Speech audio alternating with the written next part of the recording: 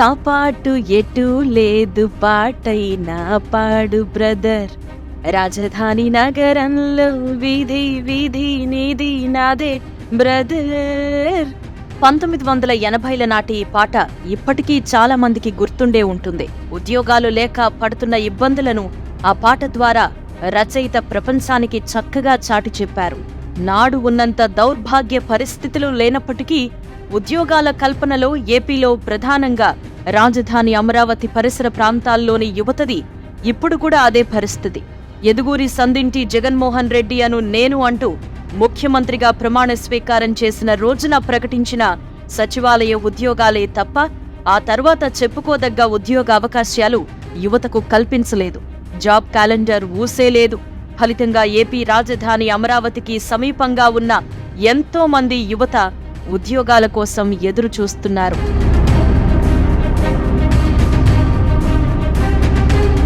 Guntur parliament పరిధిలో సుమారు 25 లక్షల మంది జనాభా ఉండగా వారిలో విద్యార్థులు, యువతే ఎక్కువగా ఉన్నారు. వైసీపీ ప్రభుత్వం అధికారంలోకొచ్చాక ఈ 5 ఏళ్లలో ఇక్కడి యువతకు ఉద్యోగాలు లేవు. జాబ్ మేళాలు కూడా నిర్వహించలేదు. చదువుకునే విద్యార్థులకు ఫీజు రియంబర్స్మెంట్ లేదు. ఫీజు చెల్లించాలన్న యాజమాన్యాల ఒత్తిడితో కొందరు విద్యార్థులు కళాశాలలకే వెళ్లడం లేదు. బకాయిల కారణంగా యాజమాన్యాలు సర్టిఫికెట్లు ఇవ్వడం లేదు. ప్రభుత్వ సహకారం లేకపోవడం వల్ల డిగ్రీ, బీటెక్, బీఫార్మసీ తదితర పెద్ద చదువులు చదువుతున్న పేదల పిల్లల పరిస్థితి అగమ్యగోచరంగానే మారింది.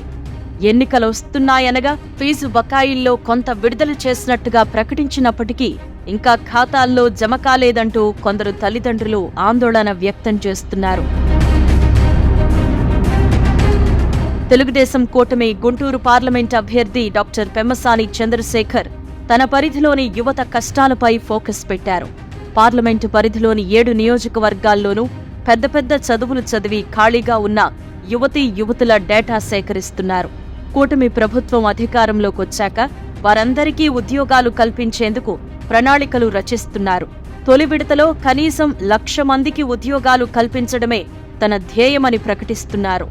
అంతర్జాతీయ కంపెనీలను నెలకొల్పడం ద్వారా స్థానిక యువతకు ఉద్యోగ, ఉపాధి అవకాశాలు మెరుగుపడతాయని యోచిస్తున్నారు.